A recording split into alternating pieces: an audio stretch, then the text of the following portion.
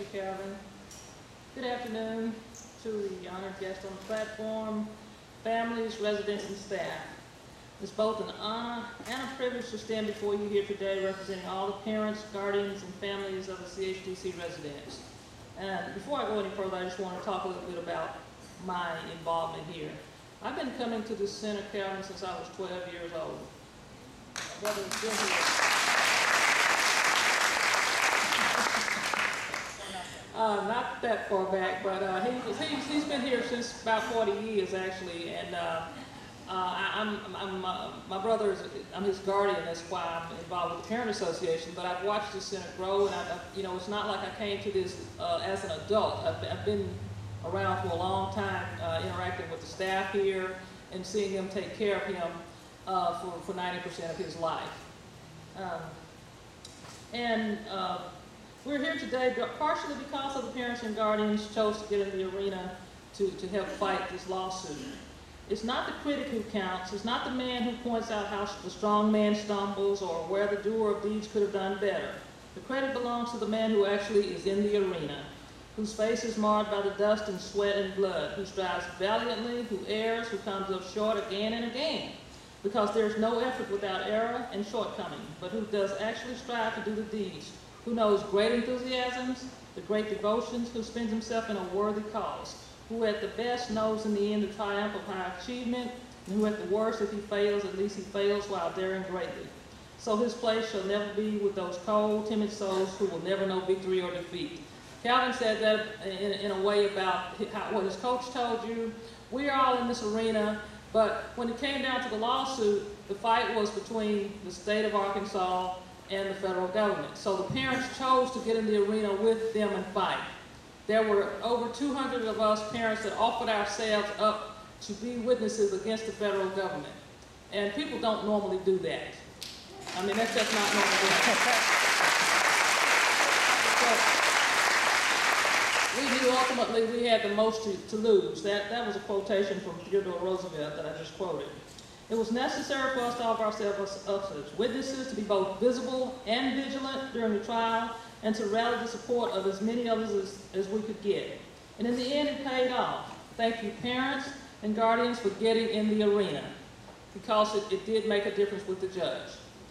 In my position as president of the Parents Association, I'm honored and humbled to represent those parents who are not able to be as vocal or to come and go as much as some of the rest of us do. I'm reminded of a conversation I had with a parent earlier this year. We had sent out a notice asking people to contact their state representatives about an issue. But this parent called me in response to my call for action.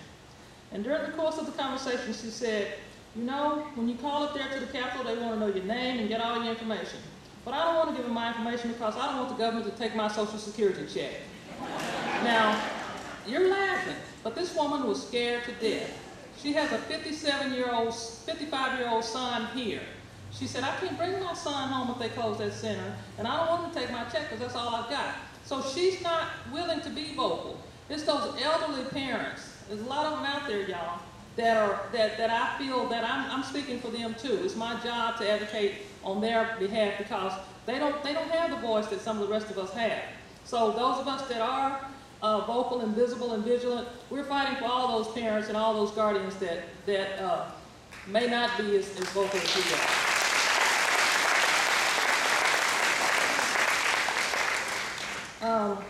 And even myself, my dad is 92 and my mother is 88. And when my brother became old enough to need a legal guardian, I was an adult, so they asked me to step up and do it. I mean, I'm just a few years within his age group, but at the same time, they said, we're getting older and we want somebody else to take over here, so as we get older, we don't have to worry about making decisions for him and what's going to happen with him. And I'm glad they did back when we were in our 20s, because I've had a long time to get up to speed on issues. You know, he's had some medical issues that have come along that people, as they get older, have. That if I hadn't been paying attention, I wouldn't know the history so much behind what's going on with him. So again, they brought me on as a young woman to step up and help take care of him, and it's really been meaningful to be able to know how to do that as he's gotten older. Now, on behalf of the Parents Association, I'd like to make some special presentations But before I do that, I want all the staff members here to stand up. I just want to see y'all. Stand up, stand up. Stand up.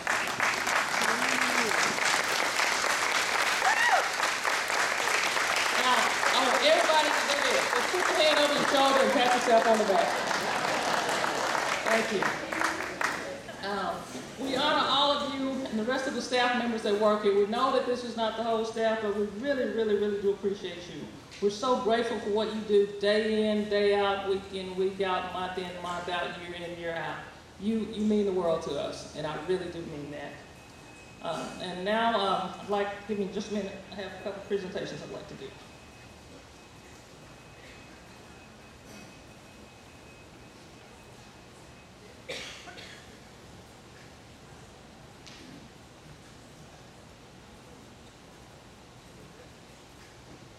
Okay. It says, honoring Charlie Green for exemplary service to Conway HDC, and it's presented by the Conway Human Development Center Parents Association, July 14, 2011. Dr. Green, I'm sorry, I didn't know your name, your first name. I didn't know, you know. Anyway.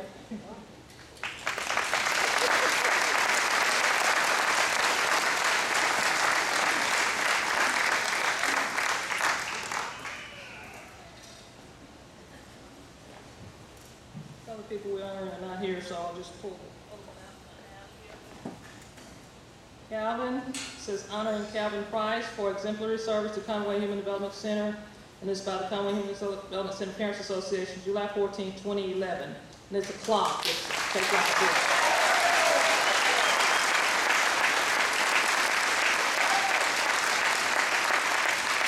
Thank you.